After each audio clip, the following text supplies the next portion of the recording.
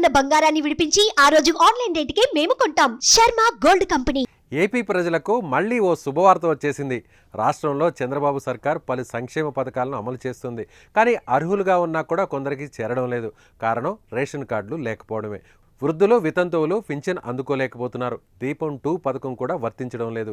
Ration కార్డులు లేకపోవడంతో విద్యార్థులు ఫీజు రీయింబర్స్మెంట్కు కూడా దూరమవుతున్నారు. దీంతో వారంతా తీవ్ర నిరాశలో ఉన్నారు. అయితే ఇకపై వారి కష్టాలకు, ఎదురుచూపులకు చెక్ పడినట్టే. రాష్ట్రంలో కొత్త రేషన్ కార్డులు అందించేందుకు కసరత్తు మొదలైంది. దరఖాస్తుల తేదీలను కూడా ప్రభుత్వం ప్రకటించేసింది.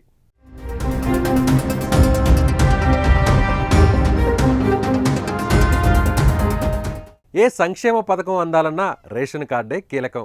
కానీ ఏపీలో కొన్నేళ్లుగా రేషన్ కార్డులు జారీ ఆగిపోయింది. కొత్త రేషన్ కార్డులను గత ప్రభుత్వం మంజూరు చేయలేదు.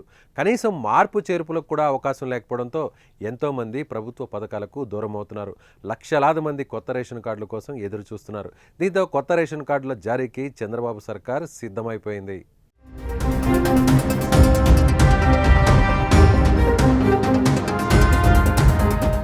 డిసెంబర్ 2 నుంచి 28 వరకు దరఖాస్తులను స్వీకరించనుంది. కొత్త కార్డుల మంజూరుతో పాటు పాత కార్డుల్లో మార్పులు చేయనుంది.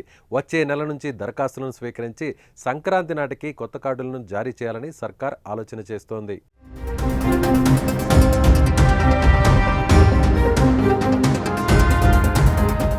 కొత్తగా దరఖాస్తు చేసుకున్న వారికే కాకుండా గత ప్రభుత్వ హయాంలో ఈ ఏడాది జనవరి 1వ తేదీ నుంచి మార్చి వరకు దరఖాస్తులను కూడా ప్రభుత్వం పరిగణలోకి తీసుకునుంది.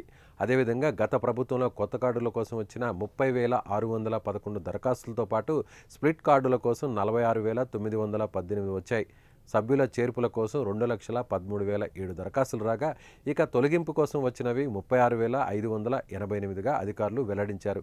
చిరునామా మార్పు కోసం 8,263 దరఖాస్తులతో పాటుగా కార్డుల సరెండర్ కోసం వచ్చినవి 685గా ఉన్నాయి.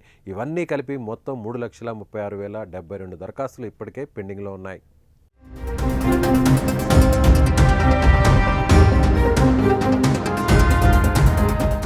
కొత్తగా వివాహం చేసుకున్న వారికి, తల్లిదండ్రుల నుంచి విడిపోయిన వారు, ఒంటరిగా ఉన్నవారికి రేషన్ కార్డులు అందించనున్నారు.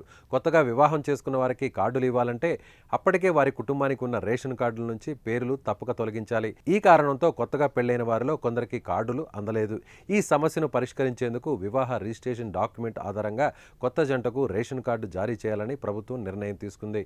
మరోవైపు పాత రేషన్ కార్డులను మార్చివేసి కొత్త రేషన్ కార్డులను ఇవ్వనున్నారు. ఇప్పటికే కొత్త రేషన్ కార్డుల డిజైన్ల ఎంపికపై కసరత్తు ప్రారంభమైంది.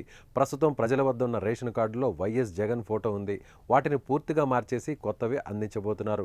రాష్ట్రంలో అనర్హులను గుర్తించి వారి రేషన్ కార్డులను తొలగించాలని ప్రభుత్వం ఆలోచన చేస్తుంది. ఏదేమైనా కొత్త రేషన్ కార్డులపై ప్రకటన రావడం లక్షలాది మంది ప్రజలు ఆనందం వ్యక్తం చేస్తున్నారు.